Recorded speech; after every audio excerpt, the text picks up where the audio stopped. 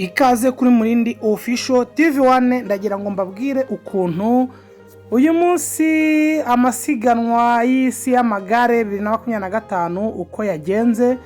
Ndagira ngo mbabwire ukuntu ibihugu byagiye birushanwa.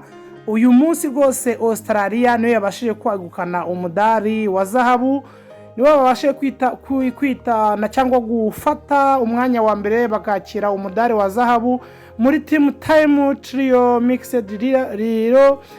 Igihugu cya kabiri akaba ari Ubufaransa, igihugu cya gatatu muri iki gikombe cy'isi y'amagare ni Ubusuwisi, igihugu cya kane ni Ubutaliyani. Ndakomeza mbabwire kugera ku gihugu cya 15, ndaza no gukomeza mbabwire uburyo igihugu cyacu umwanya cyajemo ariko cyagerageje cyaje mu myanya ya mbere.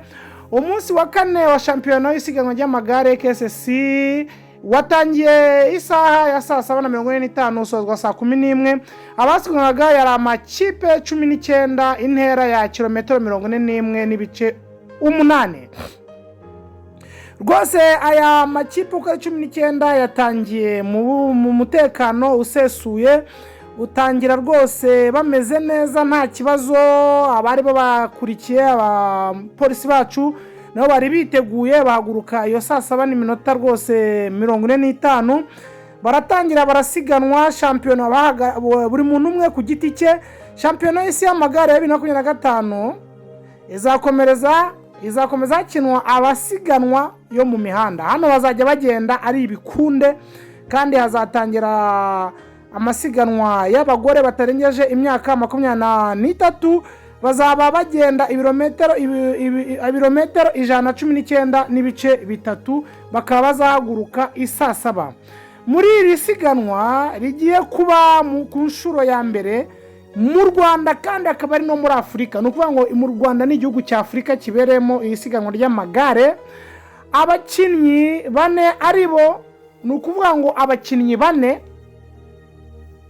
bane bo mu Rwanda nibo bari muri iri siganwa. Harimo Charlotte harimo wo bita Iragena Charlotte, hakabamo Mwamikazi Jariya, hakabamo na Cyurutimana Marta, hakabamo na Nyirarukundo Claudette. Ni ukuvuga ngo abakinnyi bane b'abakobwa nibo bazabahagarariye igitsina gore muri aya makipe y'igitsina gore azahaguruka. Bazaba bagenda ibirometero 119 n'ibice 3, bakaza bahaguruka saa 3.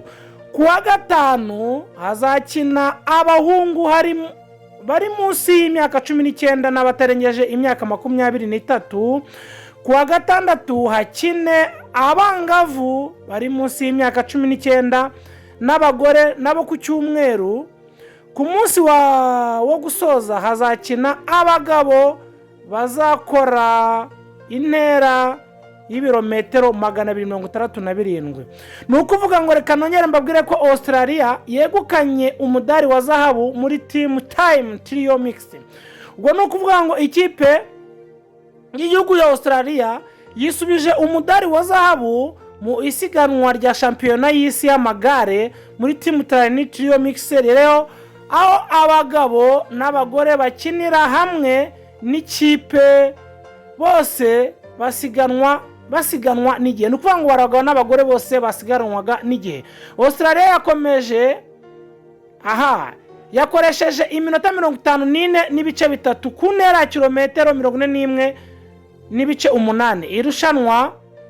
Irushanwa Ubufaransa bwabaye bwa kabiri amasegonda 5, mu gihe ikipe ya gatatu yabaye Ubusuwisi bwarushijwe amasegonda 18. Ni ukuvuga ngo ni amasegonda make bagiye barushanwaho. Ni ukuvuga ngo ikipe ya Australia yarushije rwose Ubufaransa amasegonda, hano twarebye ko ari amasegonda 5. Ni ukuvuga ngo Australia irusha Ubufaransa amasegonda 5, noneho Ubusuwisi bwo burushwa amasegonda 10. Urumva ni amasegonda make cyane. Noneho raje mbabwire amakipe 10 ya mbere yabaye aya mbere muri iri siganwa. Hari Australia ya mbere, Ubufaransa n'ubwa kabiri, Ubusuwisi n'ubwa gatatu, Ubutaliyani n'ubwa kane, Ubudage ni ubwa gatanu, Espanye ni iya gatandatu, Ububiligi ni ubwa karindwi, Ukraine nayo yabaye iya munani, Ubushinwa ubwa cyenda, Ethiopia niyo muri Afurika yagerageje kuza muri top 10 kuri iri etape y'uyu munsi y'amasiganwa. Ariko reka mbabwire ikipe nayo yabaye ya 15, ya 15 ni Benin. Ubwo ndumva neza mufite amatsiko yo kumenya u Rwanda aho umwanya rwajemo, ariko hano rwose muri Kigali leta y'u Rwanda ikomeje gushimira abanyarwanda muri rusange yuko bitwaye neza muri isiganwa ry'amaguru, bakaba baragaragaje ikinyabupfura rwose, bakaba bari gushimira n'ibihugu rwose byitabiriye iri siganwa ry'amagare ku rwego rw'isi. Ariko nkomeze mbabwire n'igihugu cya 15 ya Benin, cya 14 ni Uganda, ni ukuvuga ngo muri Afurika Uganda nayo yagerageje. Icya 13 ni IC World Cycle Center, icya 12 ni ibirwa bya Morisa, ni ukuvuga ngo umwanya usigaye niwo u Rwanda ruherereyeho. Ese waba ukeka ari ikihe gihugu cyaje ku mwanya wa 11? Ni u Rwanda, nta kindi. U Rwanda rero rwagerageje kwitwara neza. U Rwanda congratulation, kandi mukomeze mugaragaze discipline. Yari murindi official TV1, ariko twenya tubabwira yuko dufite amabati meza, tukabagirira na moto nziza, kandi urubyiruko turabakopa. Yari murindi official TV1 mu isiganwa ry'amagare ku rwego rw'isi. Nonge mbibutsa yuko dusoza, ni ukuvuga ngo iri siganwa ni ubwa mbere ribereye hano muri Afurika, rirangije riberana hano mu Rwanda. Wumve ko ni ibintu bikomeye cyane. U Rwanda ni urw'agaciro. Perezida wacu turamushimira, kandi twenya tubibutsa yuko igikurikiyeho mu gihanga amaso nuko na Ferrari 1 cyangwa F1 amasiganwa y'imodoka nayo ashobora kuzabera hano mu Rwanda. Ni mu bitega amaso. Ciao ciao.